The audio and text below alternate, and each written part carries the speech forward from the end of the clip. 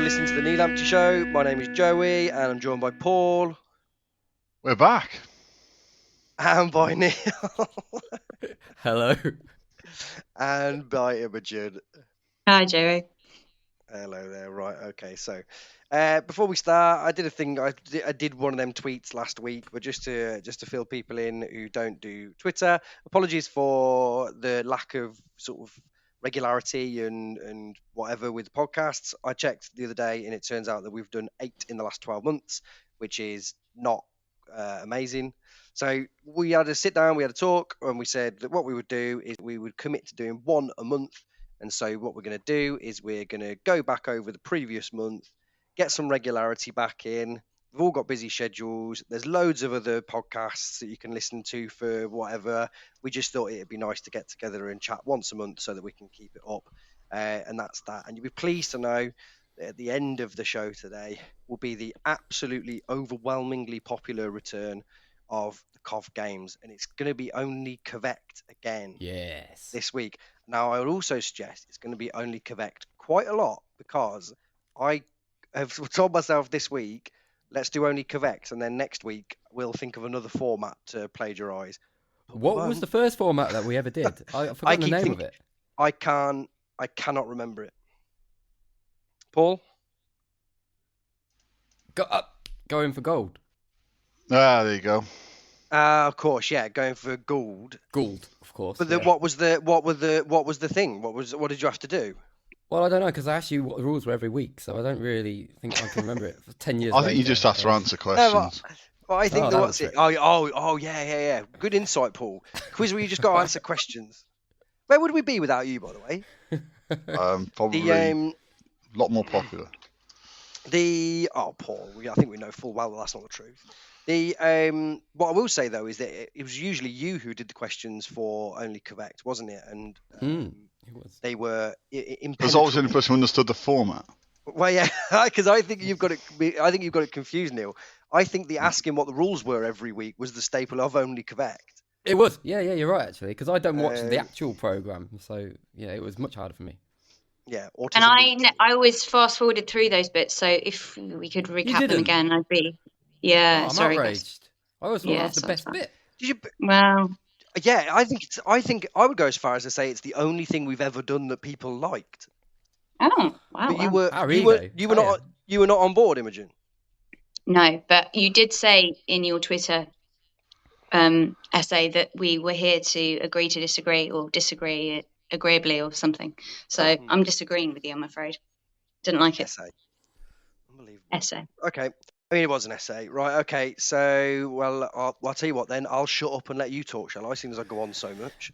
Right, Imogen, seeing as you've got so much to say, why don't you talk us through? So, January, new year, new COV, quite a lot worse COV, isn't it? Yeah. The break hasn't done us good, has it? It's not. Yeah, and there was a sense. Hang on. Talk about new COV. It is. It's an entirely new COV. We now have the Rise of the King.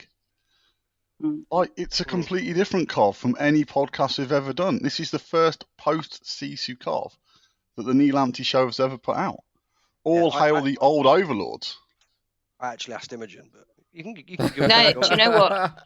I think we all want to hear from Paul, to be honest. No, you're all talking about football. This transcends football. This is like the upper echelons. This is the whole... he had 85%, and we're all like, why has he only got 85%? Now he has 100%, and we're all asking, why has he got 100%? I think we need to refer to him by his name for a start. Douglas, come on. King Doug. King Doug. Mr. King. Full name. The Dougald. Yeah. William's brother, I think, is the other one. The King of this has been an interesting diversion, hasn't it, over the last month? Because that's the only reason that I can see so far is it's the most expensive way of advertising King of Shaves that anyone's ever come up with. It's gonna do the job. Because what does he want? I don't think is it that complicated. Like in any other realm of football, like why is anybody buying a football club apart from if they're already getting loads of money? Like people buy football clubs all the time, don't they? And they're all a bit. It's a weird investment. There's 3 reasons, any aren't more there? weird than any. Well, there's three reasons, aren't there? Launder- One, money Launder money. laundering. Yeah. There's money laundering. There's money laundering, Can we sports bleep that washing. You know, the old sports washing. I don't think he's sports washing. I could be wrong, but he might not Doesn't be. seem like it. No. He's a massive Cov fan, and he's already admitted he basically he bought the club because he lives up here, and then he's here to make money. But who makes money out of a football club?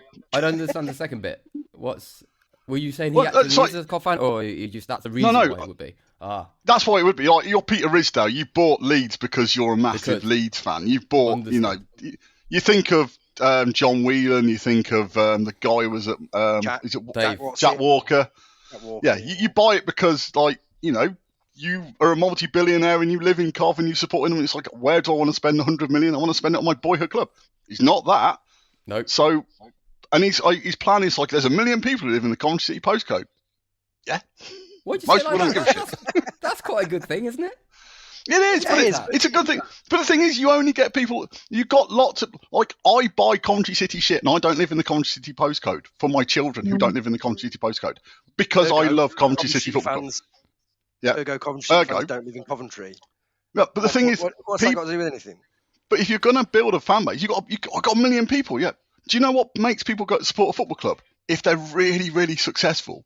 So to get those 1 million people on board, you've got to spend a lot of money to make Coventry successful. And he's already said he's not going to do that. He said he's not going to pump shitloads of money in. So he's not going to pump a shitload of money in. So those 1 million people in Cov are still going to support Liverpool, Man United, and Man City, who do pump a shitload of money into their football club.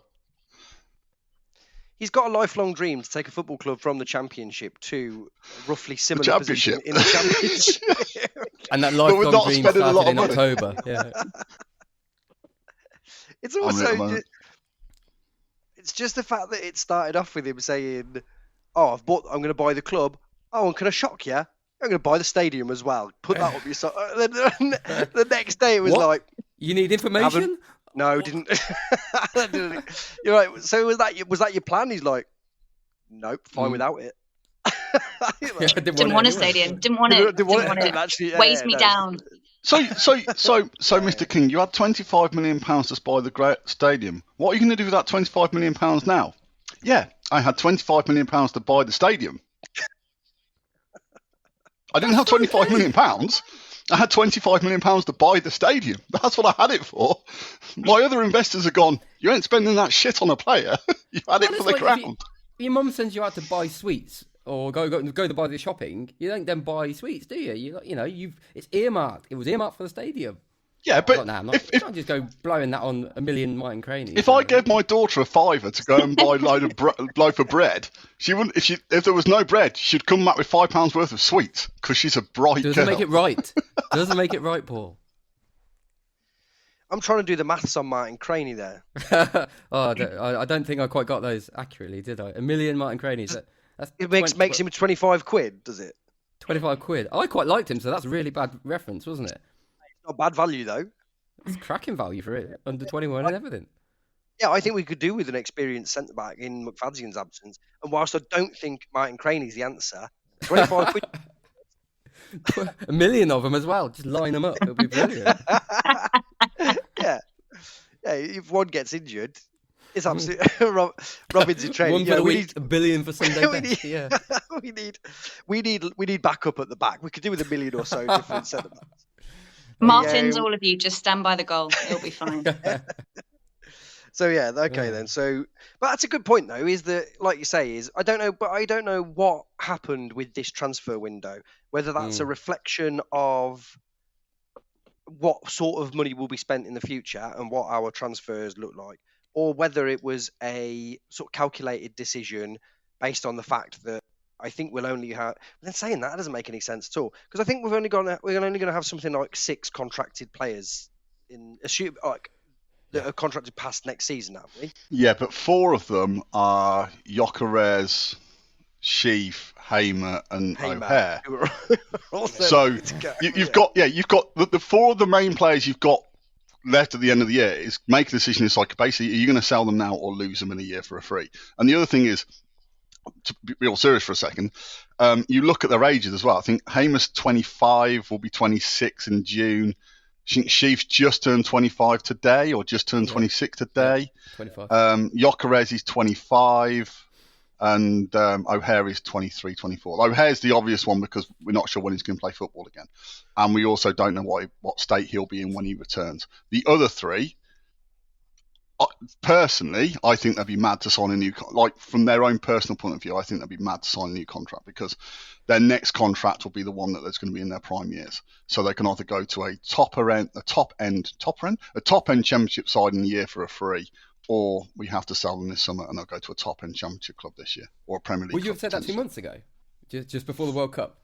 Probably you would have, wouldn't you? Yeah.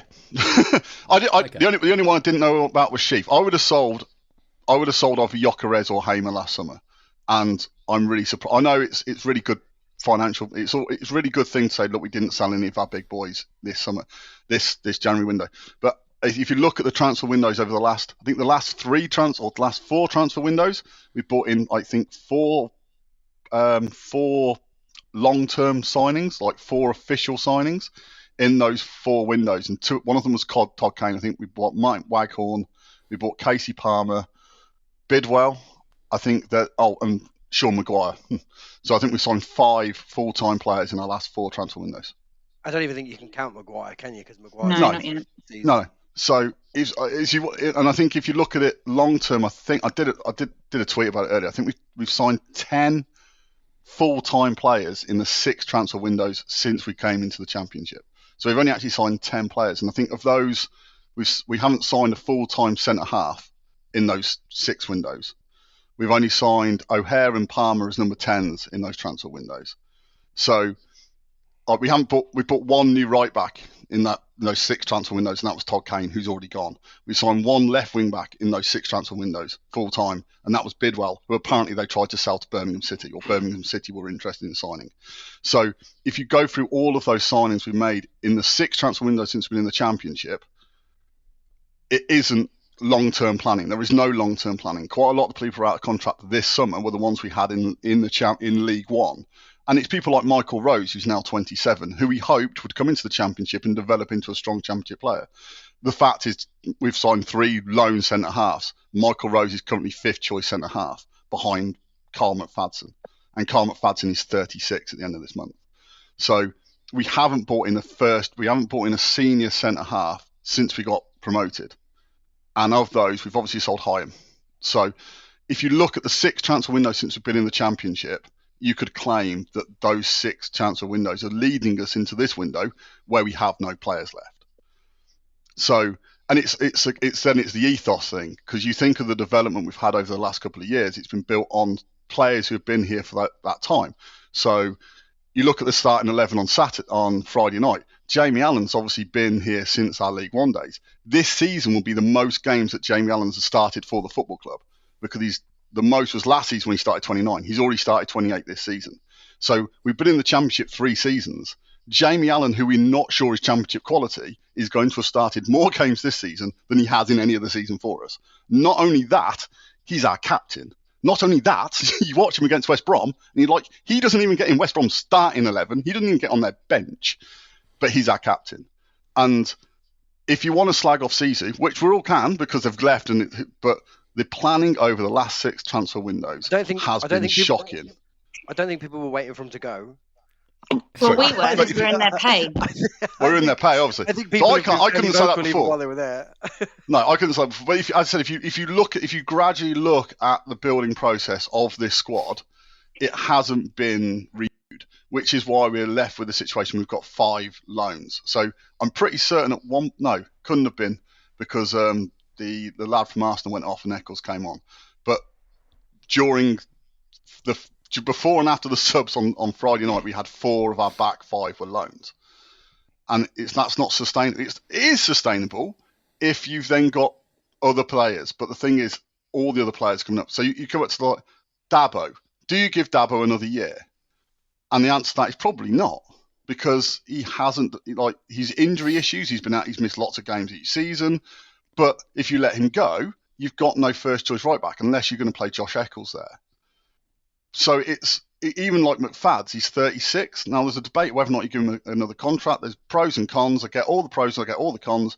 The thing is, he's 36, and again, he's missed quite a lot of this season due to injury.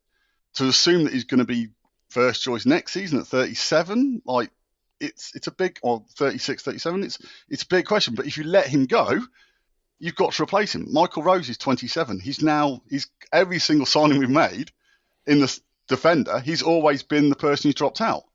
Do you want to give Michael Rose another contract? And these are the standard players you've got.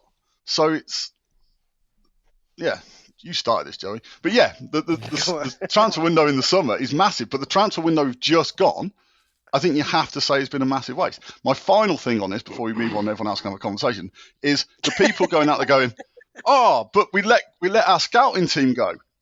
Your scouting team doesn't take all their plans with them, but also there's only 2 transfer windows every season. You can only buy players twice a season. If you think we get to 31st of December and go, all right, lads, who are we going to sign this month? You're a fucking moron. These things are bought on year in, year out, which is why they've said they had targets for this January window, but they're going to sign them in the summer, because you don't buy players at the last minute. You plan, or better teams plan. So you wait for those windows, you wait for those opportunities. The final thing is, as I said, we've had 6 transfer windows. We've only signed two number 10s in that time. Last season, we played Jordan Shipley and Ian Matson as number 10s. This season, we're having to play Jamie Allen there most of the time, even though we know over 3 years he's not championship quality at number 10. So that just goes to prove the transfer windows have been shocking. So the fact our scouting team has gone, not that bothered. Funny thing is, though, go on, Neil.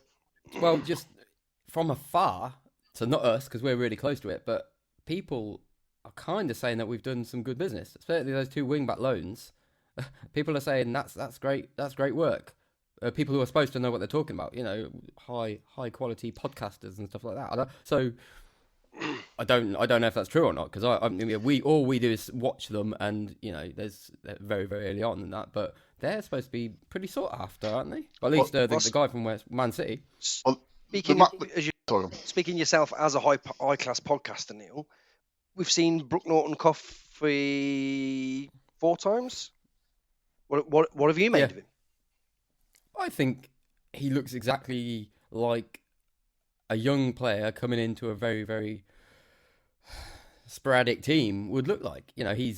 We changed the formation to kind of suit him. You had a load of players and I was thinking about it the other day. This team, this lineup is so different to what it was this time last year. It's completely different. But even what it was earlier in the season, like it's full change, and you don't notice it until you look at the players who are in there. And he just looks like a young kid who I'm not sure we can necessarily trust at right wing back at the moment, just because he from what I've seen doesn't look like he's quite got all the tactical nous. But everybody should know better, tells me that he's a good prospect and he's got a lot about him and he should make our wing more dynamic. But I guess that only works if the rest of your team is pretty robust. And I think the problem we have is the rest of our team isn't robust at the moment. It is like a jumble sale of players.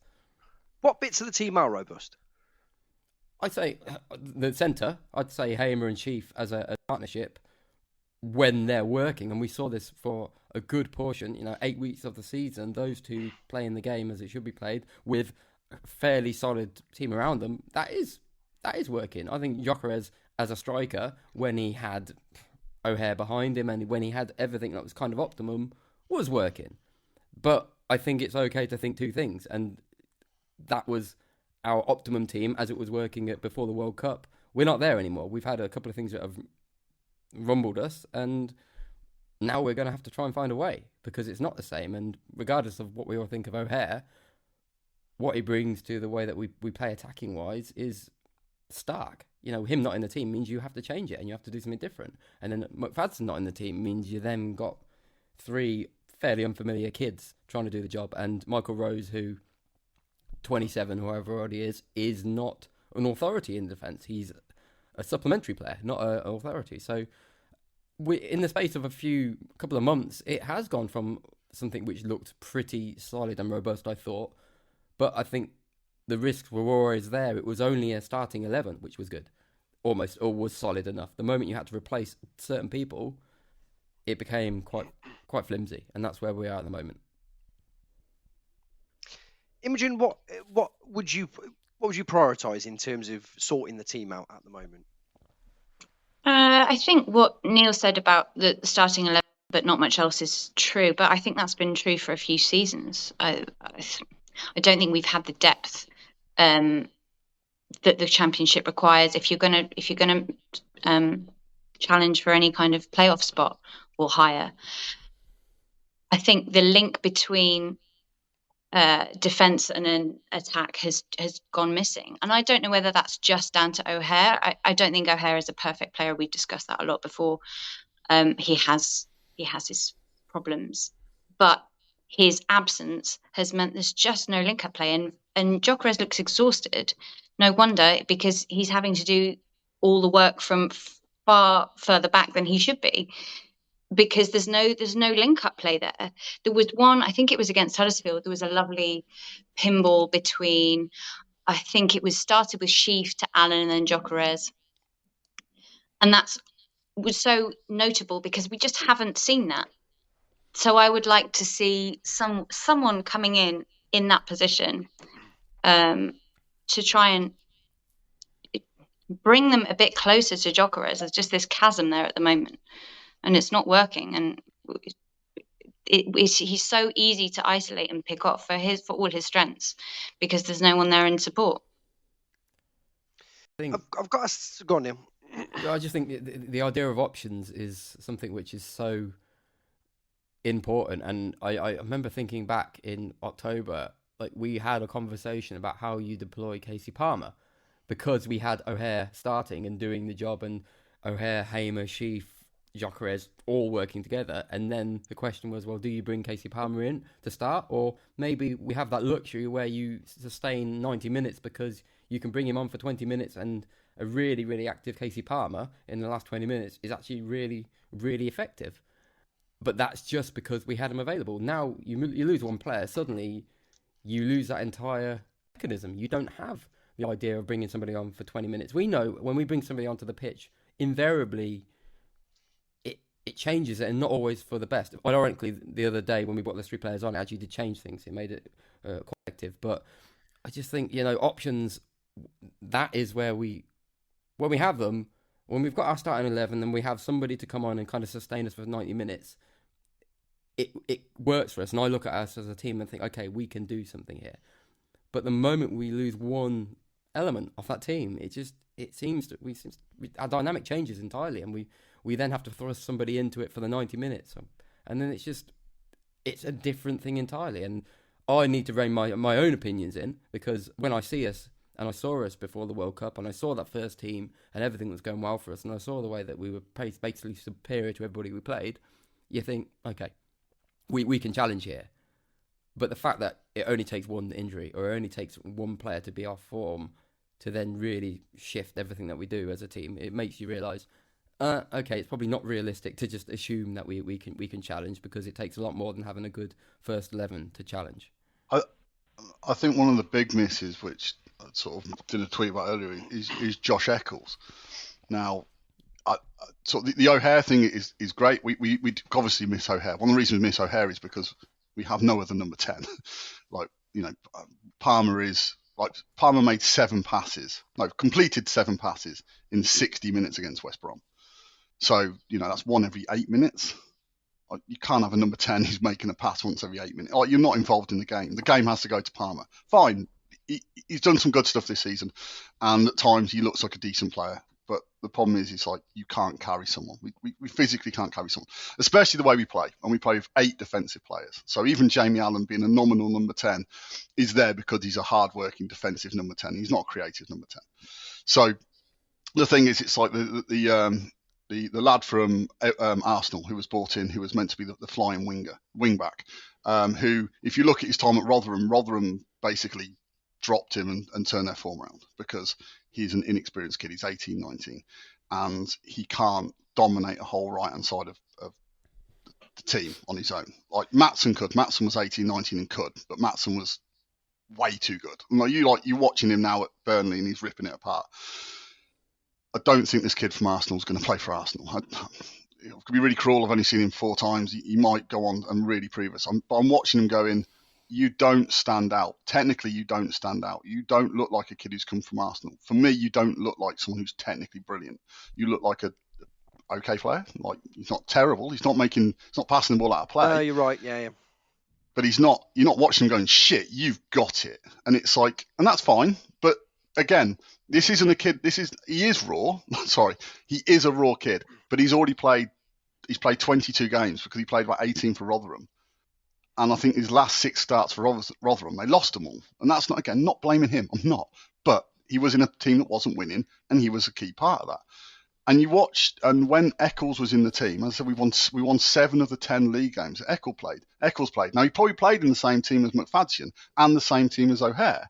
So, again, I'm not saying that putting Eccles in will solve all our problems, but when you play with wing-backs, you need your wing-backs to be able to offer something.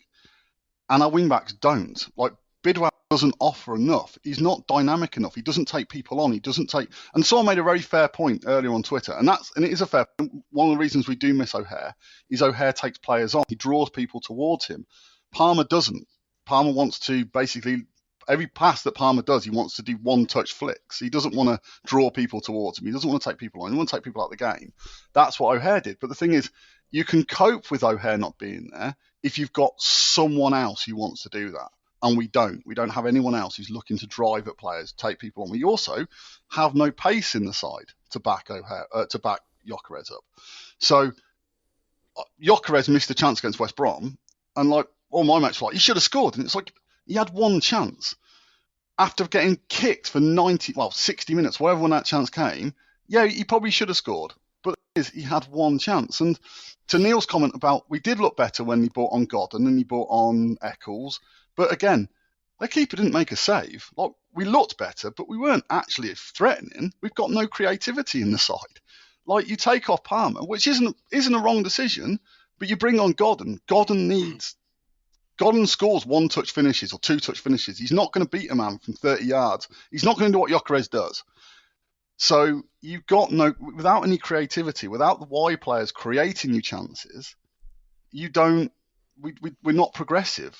Which is why we're not scoring at the moment, because unless Gyökeres does something amazing, we're not. Or Hamer did something amazing against Huddersfield, and it's a brilliant goal against Huddersfield. He doesn't score that goal against many teams because he shouldn't score that goal. Like, as good as a goal it is, it's shit defended. And you're watching it going, yeah, well, that's a great goal, but he isn't scoring that goal against most teams in the Championship, because most teams in the Championship are either taking him out at the edge of the area or one of those 4 people stood around him actually tackling him. And it's like, that's where we've got to develop. That's where we've got to start making that shift. We've got to start bringing in more players who are actually going to start affecting the game in a positive way. And that's where I think the disappointment is in the loans. For me, it's like McNally looks really good. Okay, I've only seen him, twice, but he looks really good. He looks like the sort of player, and again, he's got no experience, but he looks like a professional footballer. He was shouting at people. He was winning his tackles. He was winning his blocks. He was organising, and you can see that kid is going to go far. Where he goes, I don't know, but that kid is the sort of lone player we should be bringing in. Doyle's the sort of lone player we should be bringing in. Panzo, we should have someone better at Panzo already at the club. Like, Panzo shouldn't be first choice. He's just not. He's not that player. Maybe first choice in League One. Championship, Panzo isn't that guy. But the 2 kids from Arsenal, it's such a gamble. And it's just like, surely Arsenal, or Chelsea or Liverpool have a number 10 or an attacking midfielder they want to send out on loan. We didn't, we've got Bidwell as a left wing back. We've got Eccles, Dabo, and Jack Burrows who can play right wing back. We've got 4 right wing backs, and only Casey Palmer who can play number 10. It's just, you're watching it just going, well, what this game needs now is someone with a bit of impetus through the middle of the park. Like, you're asking your right wing back to do so much, and he's isolated, and he's a 19-year-old kid.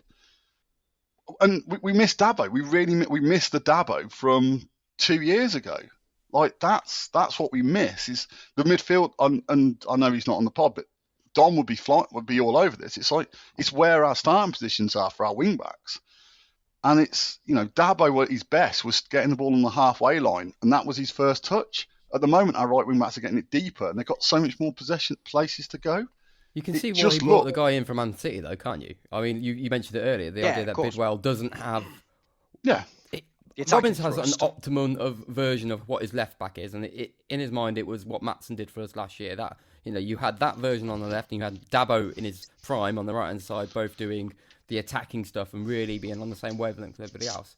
The hope is this guy who has played in the Champions League and has played against Bayern Munich and Barcelona and shit like that, even in friendlies, might have the quality to step up. We don't know what he might turn up and it just doesn't fit, but even with Adaramola early in the season, everything seems to point towards Robbins wanting something other than Bidwell on the left-hand side, but not yet being able to find it. And Bidwell is just the guy who's there at the moment. He doesn't suit the idea of what Robbins wants to do with that system at all, as far as I can see.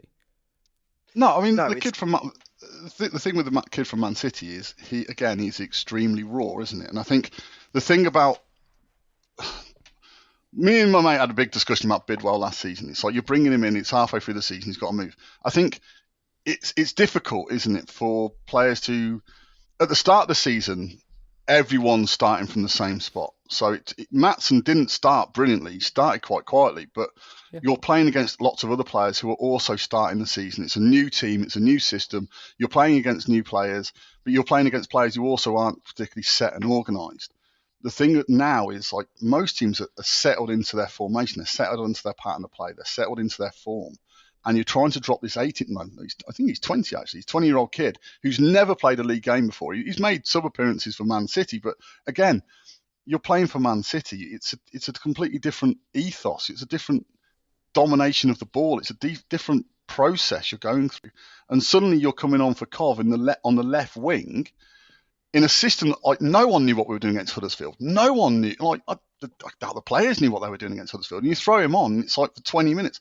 It's a bit like Tavares. We'll never know how good Tavares is because we only ever give him 10 minutes at the end of the game. And it's like, look, we're losing against West Brom. Go and change the game, kid. Go and be fucking amazing. And it's like, well, that's not fair on him. Like, what's he meant to do in the time? Because we're not getting the ball. We're not really dominating this game. We're sort of on top, but we're not forcing them under any pressure. And I think it's sometimes it's that you've got to be fair to the players you're bringing on. You've got to actually accept the fact maybe he just needs 5 starts, and he'll by 5 starts he'll be the best player in the division. But I just think 10, 15 minutes here and there, I just don't think it's fair on anyone to develop. I get that, and I don't disagree with you, but I think with you saying that the teams are already settled this season, well, look at West Brom. I mean, they were completely shite under Steve Bruce, and then Corberan comes in and he's really changed it up. And I think the difference is that the quality of the players that they're able to get is much higher than us, and that they're able to adapt more quickly to new formations or new styles of play that ours just aren't. Yeah. I mean, that's a big thing. I was thinking about that earlier, like, because I have a big thing about rhythm and comfort and all that sort of stuff. About it's, any team can develop if they've got the same players in the same formation and they just do the same thing over a course of time. It worked for us earlier in the season, but we kind of knew that we had the basis of that. But I was thinking about it that there are teams who can bring on basically an entirely new 11 and they do still look quality because I guess they have players who are of a standard where they can still adapt to, tactics and formations and shape, and they are just that much better than our kind of second level of players who it's just who we are. We have some very, very high quality players in our team. Like, we're talking top of the league, top of the shop kind of players. But if they're not doing it or if they're not playing, there's such a fine line between us being a superior team to a lot of teams in the league and us just being, we just lose it. We lose what we've got about us, and it only takes a couple of players, which is, I think it all does come down to squad, and then it comes down to strategy. How do you develop and how do you build that squad? Because I didn't realise the numbers were quite so bad until I heard Paul talk, and the idea that we actually don't have, in terms of controlling the assets that we've got, we've only got like beneath 10 players, who we can kind of rely on. There's a big job to be done, and I didn't realise it's quite as big, but. Paul, you were talking about 14 players we need. That's your go-to number, which is ridiculous amount of money people you have to kind of build in. That's ridiculous, and yet I think it's that's kind of I think that's a conservative estimate, 14 as well, isn't it? Mad, isn't 14, it? 14, 14 suggests that we're happy with both of the keepers that we've got and things like that. No, 14 includes a keeper.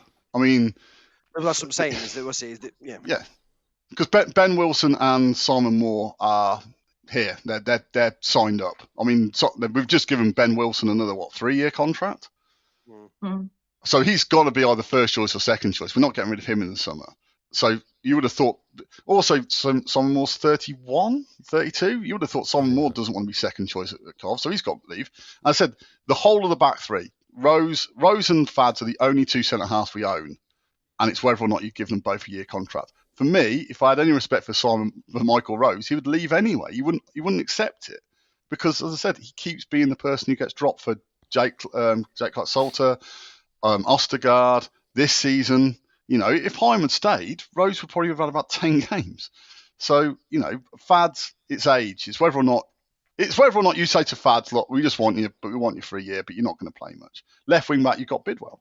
And then midfield, as I said, it's whether or not you've got to gamble. There's a gamble there, isn't there? You could go, look, Gyökeres, Hamer, Sheaf, O'Hare's take him out of the equation.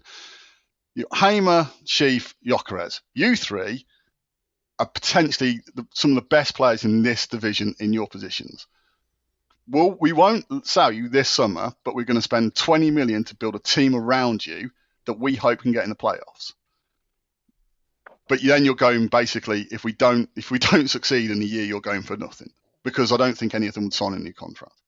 But as I said, due to their age, I don't blame them, because the signing on fee they'd get moving at 26 to Middlesbrough is more than we're going to pay them in wages.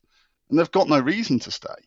So it's like, that's the question. Do you gamble on keeping them, or do you just say, look, we're going to have to sell them this summer? And even then, you're not going to get the money you would have got for Gyökeres in January.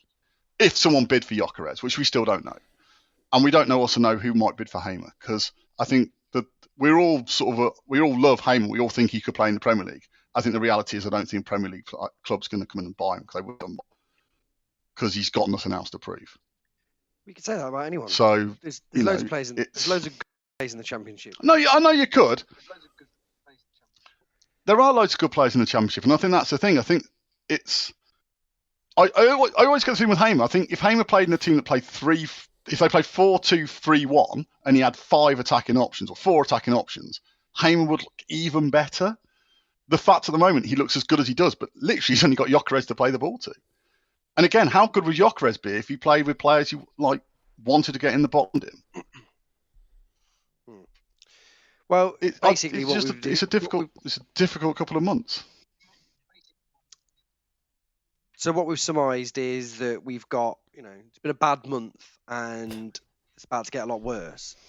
So let's have a look to see what February looks like then. So we've got Luton at home, we've got Millwall at home, Rotherham away, Sunderland at home, Preston North End away. Millwall are doing crap, aren't they? No, Millwall are doing well. Actually, that's a really tough month, isn't it? Yeah. Millwall are 7th. Yeah. Depends what version of us turns up, I guess. Isn't it? The only easy game, I guess, will be Sunderland because it's after Christmas. Oh, Tony. God, Tony. I mean, the last time they looked, they were in the playoffs, which is why I was saying it was a difficult month. But there they are in 9th, exactly where you'd expect them to see, going in the right direction. Luton have won 8 of their away games. Yeah, and only lost 4.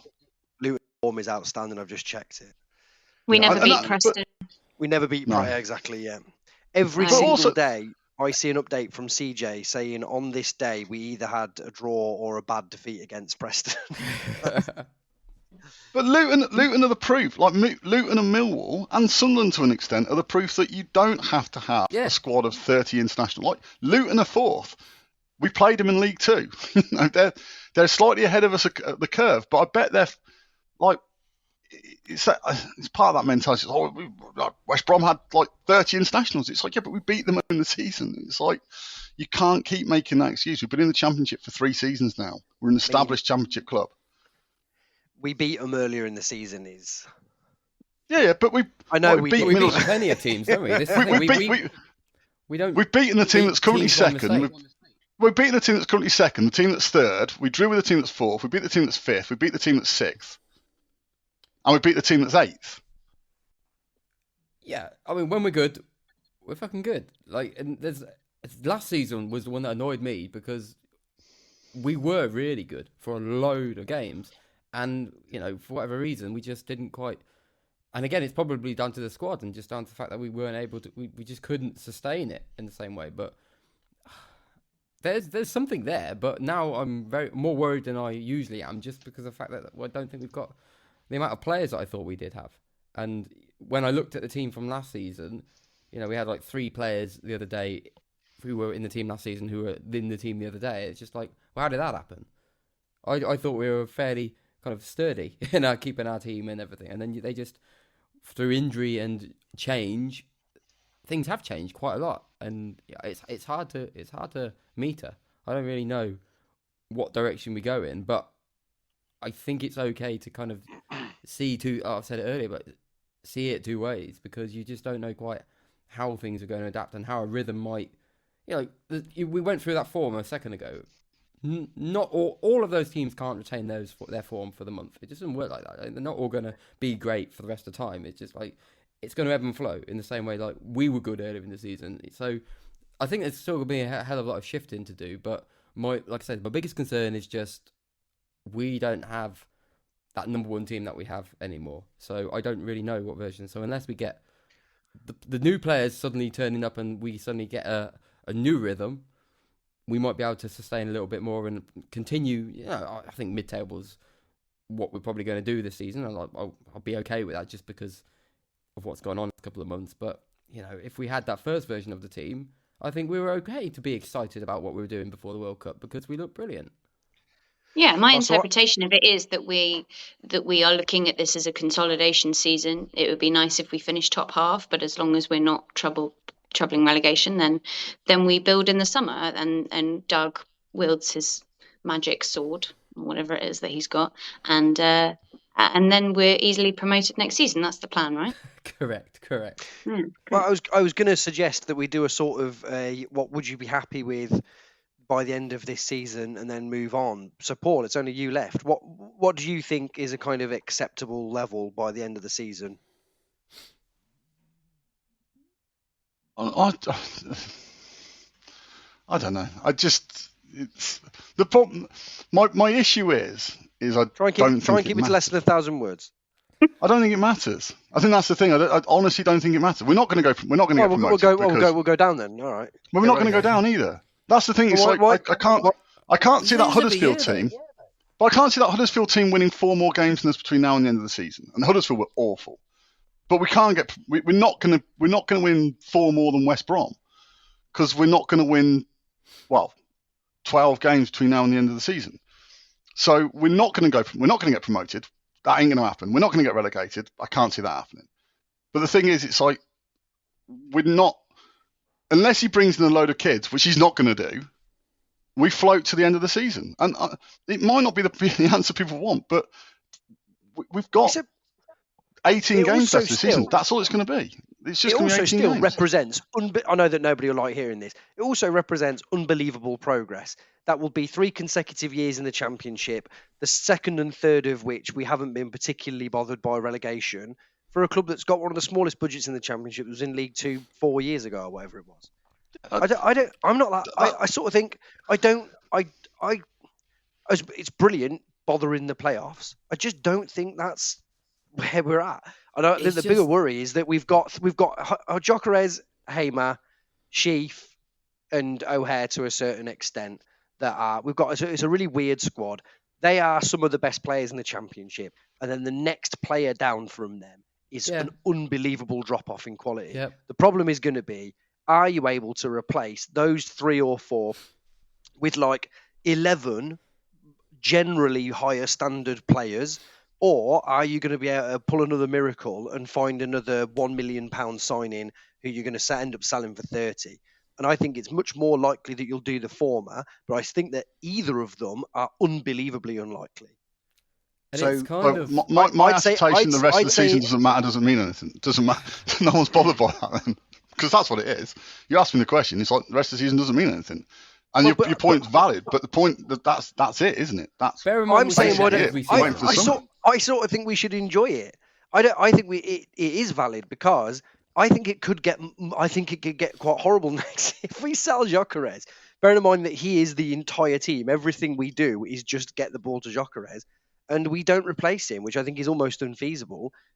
We've got, I mean, it's Football Manager thing of the biggest death sentence you can give yourself on Football Manager is buying 500 players in one transfer window, and that they've got that right because that's the same as in real life, apart from Forest this season apparently. Okay, this is a question for everyone. Would you? It's now you've now got the perfect opportunity. Basically, as we're discussing, you're wiping that slate clean. A, do you give that? If so, we get £30 million out of transfer fees. Do you give that money to Robbins, or do you sort of go, look, you've come to the end of your time. This is a whole rebuild. I'm going to give it to someone who's more established in the Championship. What, sack Robbins? This is the question that I've been asked by three different people. Different people have gone, do you give the £30 million to Robbins or do you give it to someone else? You can be like, should we shop? It's a legitimate, like there are managers out there like Chris Wilder who are established, decent Championship managers. There is the option, if you wanted to, like you can pull the faces you want, but as I said, I've been asked the question by three different people. So for the benefit of the listener, me and Imogen both pulled the exact same face, which is, how would you do that, Imogen? What the fuck are you talking about? Would that sum it up? Disdain, I think. Chris Wilder, that's fine. Chris Wilder obviously has done a fabulous job at a number of different clubs. He's also getting shown up badly by Michael Carrick at the moment. Well, the thing is, I know your point is a general point. It is a bit insane. But sorry. I don't know whether... But the thing about Middlesbrough is the fact that when they played us, they should have beaten us. If they had a striker on the pitch, they would have won 3-0.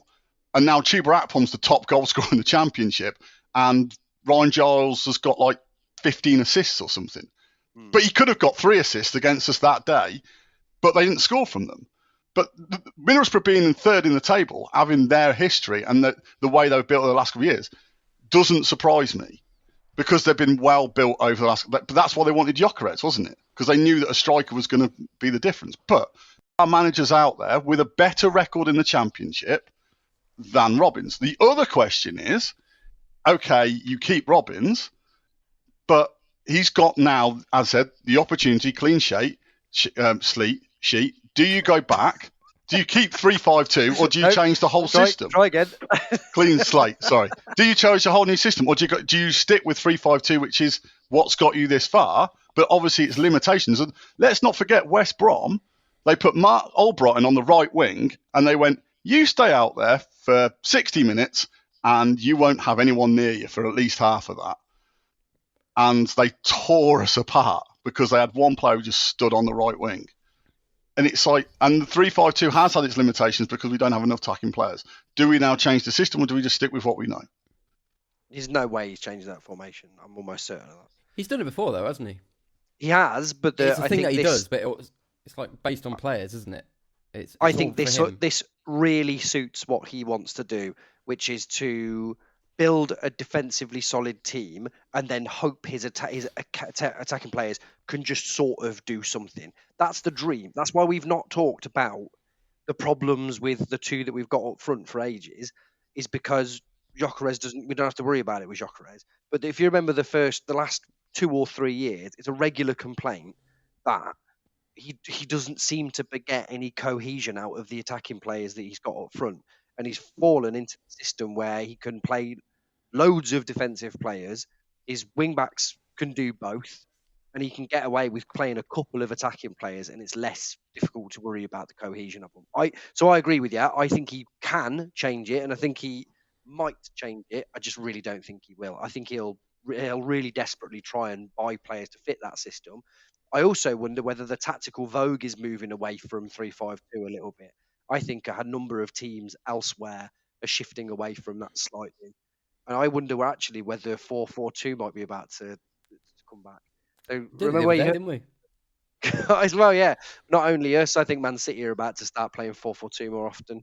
It's the 5th of February 2023 when every team in the country is playing 4-4-2 again. Remember, you heard it. Mike Bassett first and then me about 20 minutes later. Right, okay. Let's round that up then. Anything else that we want to discuss before we go on to Only Correct? Nah. No, good. I've prepared 5 questions for you. My understanding is that they come in 2 formats from previous. You've either got to guess the thing that connects the 4 that you get, or you've got to name the 4th thing in the series. What I will do is I will tell you explicitly which of those 2 things it is before we embark on it. No teams. It's a very much a fastest finger first situation, and just shout out the answer, okay? Ready for It this? does really feel like we need a jingle for this, but I think it's very clear that we're also not going to do that, is it? Although I would sacrifice a jingle for those of you that have actually seen Proper Only Connect, which is, I know, a mixed bag amongst you, there is an exceptionally tortured, autism-friendly monologue from Victoria Coren Mitchell at the top of Only Correct, and I would kill to see Paul have to write that every week. Oh, I got a screenshot of that. Yeah. Can we not get that off the cuff? Oh, no. That's a no. That's a no. I'll have no fury after Paul scorned.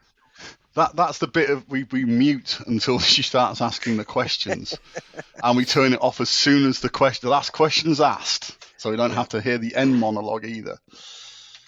Right. Okay. So, first question is going to be guess the 4th in the series. So, number 1, 5th of November, Watford. Number 2, 22nd of October, Stoke. Number 3, 15th of October, Cardiff. Now you don't have to get Coventry away wins. Date, but what's the 4th in the series? I will take I will take the team. Can you go through those again, please? 5th of November, Watford. 22nd of October, Stoke. 15th of October, Cardiff. Bleh.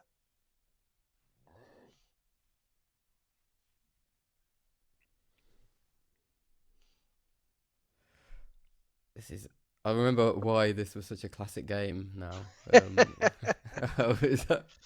It really does needs backing music, really, doesn't it, for it to kind of to fill the space. Paul is right, by the way. It is away wins. It's our last 4 away wins, in fact. So the question is, who did we win away against last season? Because we haven't won since away. Yeah, we haven't. What do you mean? Yeah, so they've gone in. They've gone in. Stoke. No, we drew Stoke last season. Oh yeah. On the last day of the season. Birmingham, St Andrews. No, Fulham.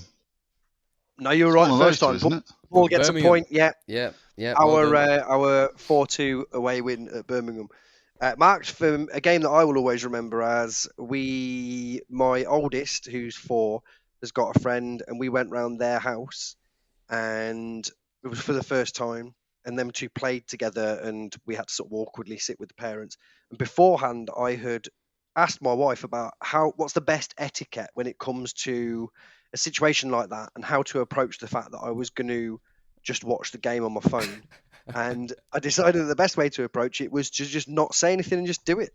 Yeah. Just sat in their living room, not saying anything, watching the football on my phone. Ben Sheaf Day, wasn't it? That was good. It was Ben Sheaf Day, was indeed Ben Sheaf Day, yeah, as is today, of course. Of course. Right, okay.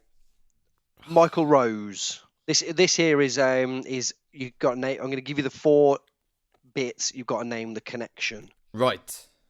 Michael Rose. Jordan Willis, Jordan Turnbull, and Roman Vincelo.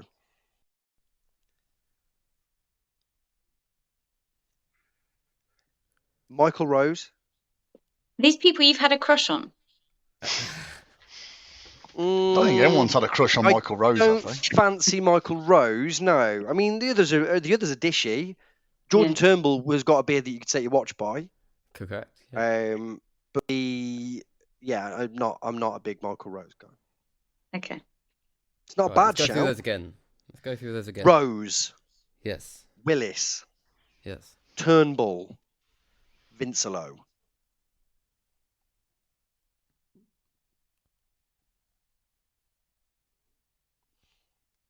They've all scored goals against Peterborough.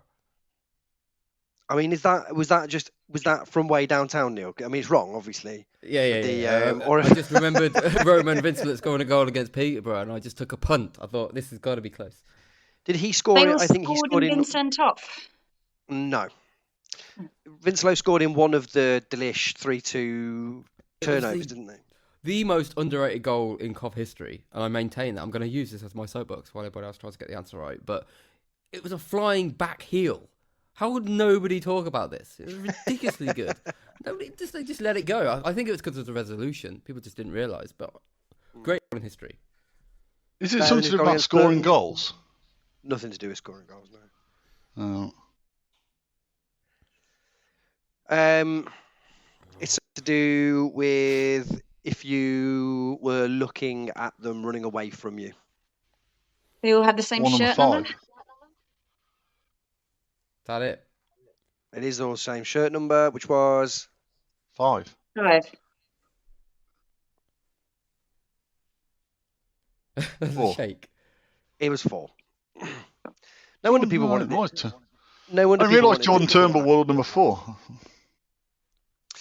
Right. The bigger problem is that we don't don't realise what number Michael Rose is within the squad.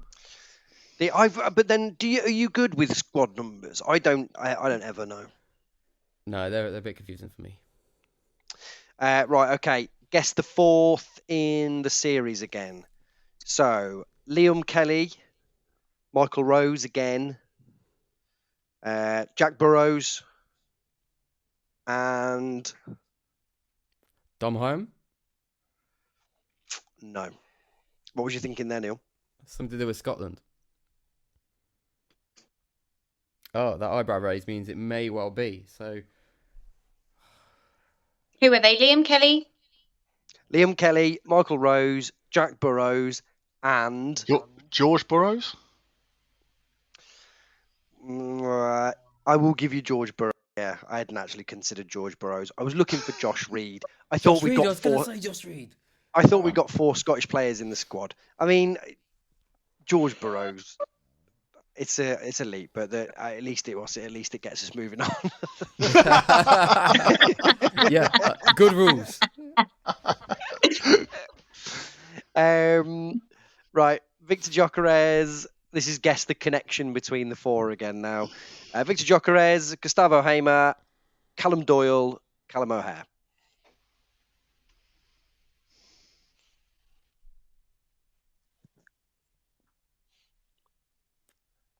This is website related. What? The most followed COV players on Twitter. They're not the most followed COD players on Twitter, unfortunately, no. Can you say them again, please? Victor Gyökeres, Gustavo Hamer, Callum Doyle, Callum O'Hare, in that order particularly.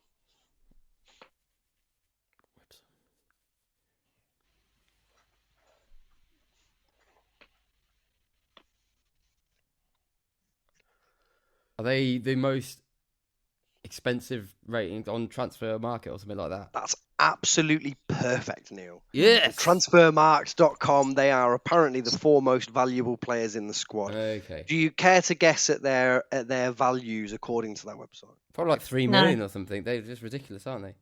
Gyökeres 5. Yeah. Gus 5. Callum Doyle 4. And like 2 million. it's funny that it's nice to think about someone coming in and being like, "We'll give you 5 million for Gyökeres," and being like, "Quickly check that website. Is that a good deal or not?" That was I literally saw that conversation on Twitter the other day. Somebody was saying, "Look at it. It's 5 million." I was like, well, "How could it be 25 million?" I was like, "This can't be your reference. You can't use that like your reference. It doesn't work like that." Brilliant. Okay, final one is the guess the 4th in the series. Josh Wilson Esbrand, Brooke Norton Cuffey, Johnson Clark Harris, and who? I really loved whatever his surname was. Wow, do you know what? The answer actually is Jake Clark-Salter. I just hadn't got. I hadn't got that. I got that wrong somehow, despite the fact that it was my own question. Yeah, the answer is Jake Clark-Salter. It was, of course, double-barreled names. I had thought that it went back as far as Reece Charles Cook, but you're right. It's Jake As Clarkson. in the last 4 players who have had double-barrel names. Double-barreled names, yeah. And I was surprised that we hadn't had more. What about the Hawula's Kelly got double barrel. Evanses? Didn't they come? Yeah. Kelly Evans is, so you could have had any one of 4 players. You have to go back something like, what is that, 5 years, 6 years before you get there. But then we were overrun with double-barreled names that season. And I tell you what, as a bonus question here, you could have had in that season Reece Charles Cook, Devon or Dion Kelly Evans, and which other lone phenomenon that Latif El something, I forget his surname. No, I mean, although Latif El Fadelu was unfortunately before this player, but I think we all remember Jordan Maguire-Drew. Yeah. Oh, shit. The Forgot about astonishing, him. the astonishing impact that he had. I You're missing Hawula. Hawula's got a double-barreled surname. Yeah, but this is not. I know he has, but go on, Paul. What was it? I'm trying to find it. I'm gobsmacked that you've said Hawula. Hawula. Let alone the second part of the set. Yeah, thank you. Neil, I could trust you to do it. I think if you tried it, Paul, you'd get cancelled. That's more that's through the sequence out because he's more recent than Johnson Clark Harris. Yeah, but I don't think it's canon that he's got. I know he has got a double barrel surname, but I don't think it's. I don't think it's like that's his. I don't think that's the name. On all the stuff, on websites and stuff, he's got a double barrel surname. Well, what's fantastic? Listen to the editor there. That's quite a big one, isn't it? It's a good question. Yeah. He's got a long name as well, hasn't he? Sheikh Mohammed Fankati Dabo. Not, I prefer the goes by name. That's the way it should be. I think this is sour grapes from you, Paul. If you could have said any one of a number of players and you could have had that point. Now you're trying to find a loophole to try and get it back. Hawula is a double barrel surname. What, in itself? But I just don't think it's not High Wooler. Are you saying the other bit after that? No, Hawula. I had the bit you said. Okay. Mayafulia or whatever. No one has ever called him that. It's on Wikipedia. It's on Soccer Base. Everything it's on, he's got a double-barreled surname. He's never been referred to it as that. I know that is his name, but no one in the history of Geordie Hawula has called him by that full name. Whereas no one has ever just stopped at. But no one's just stopped at Norton for Brook Norton Coffee, have they? They're not like, No, they don't call him that. They call him BNC. Well, I don't know. I think it might just call him BNC. I like BNC as well because it sort of reminds me of B&M Bargains. Sure. Have we discussed on this podcast that Julian Costa's middle name is Joachim? Shut up. No. Oh, straight in there. Oh, God, that was good. It's true. According to Wikipedia, his middle name is Joachim. Why am I? What's it? Why Julian am I looking Joachim this da Costa. Look it up. If I look this, I'm going to be furious if I look this up and it's. I think this is. It does say. Well, you're not wrong. On Wikipedia, it does say Julian Joachim da Costa. Yeah. Some questions. Okay. I'd like to. And it was Castaneer, wasn't it? Whose middle name's Adonis.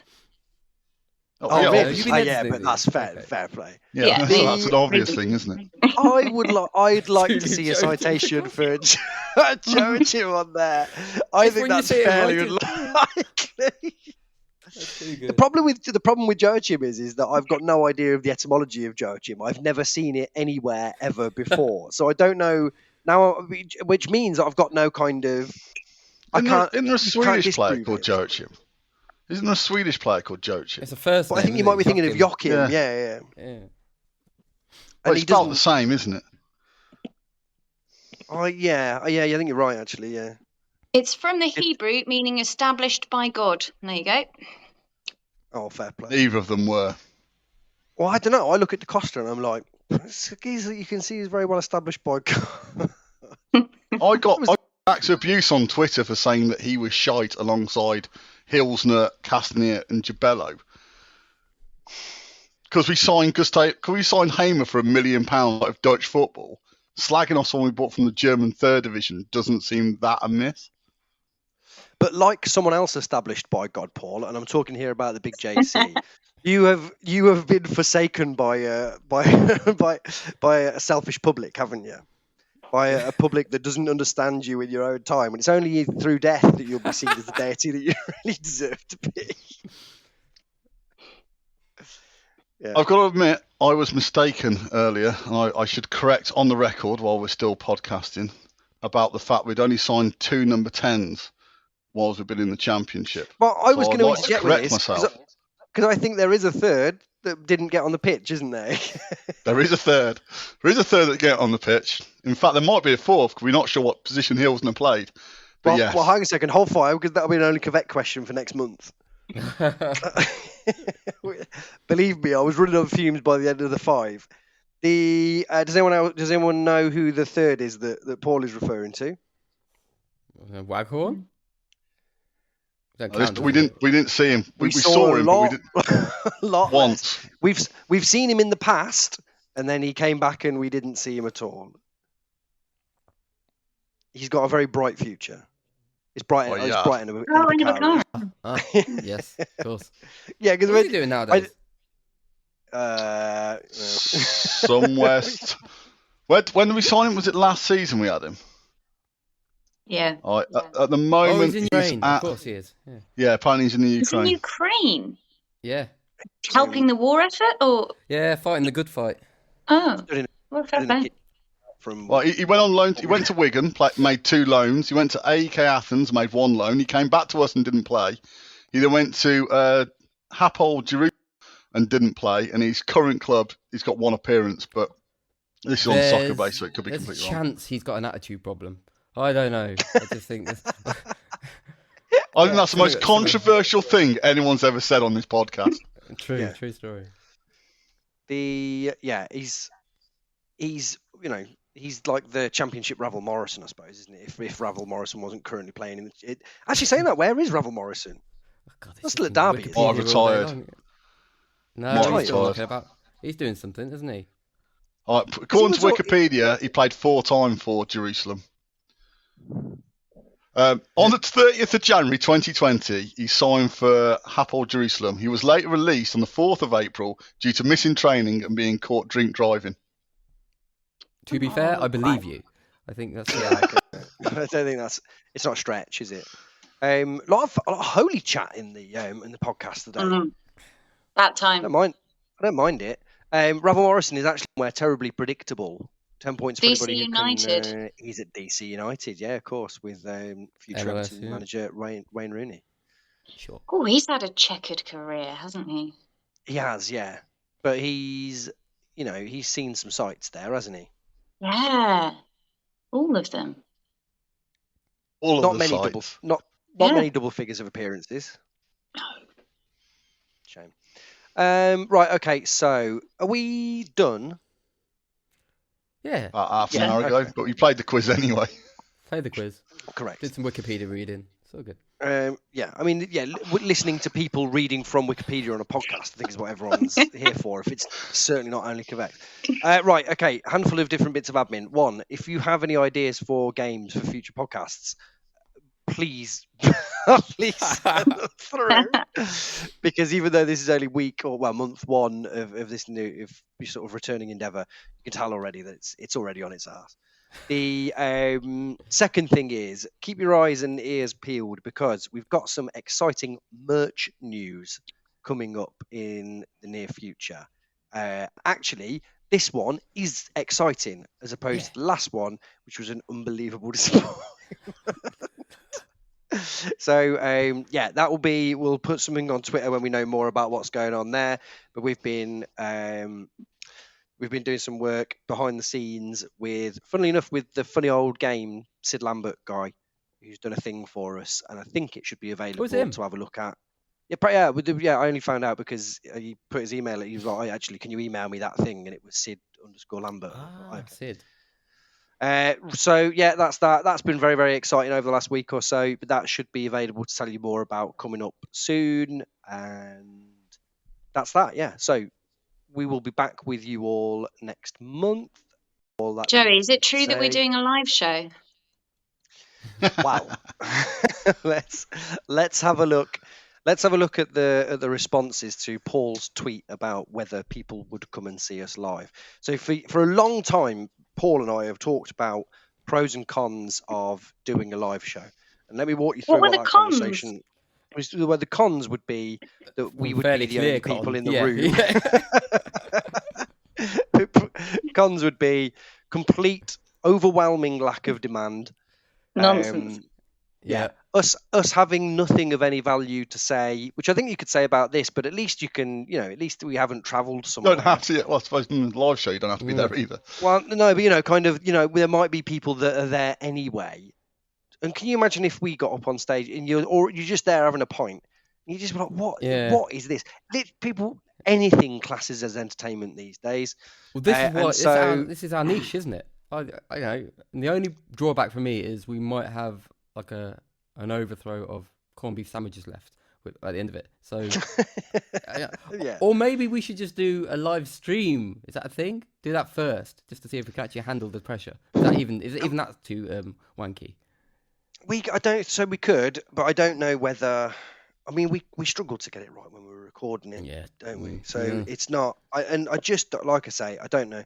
The only thing that somebody said that was nice was they said it would be a nice sort of proxy, like opportunity for people that had spoken to each other on Twitter but never have met in real life to meet up in real life finally. So the only people that would have considered coming to our live show aren't even coming to see us. Yeah.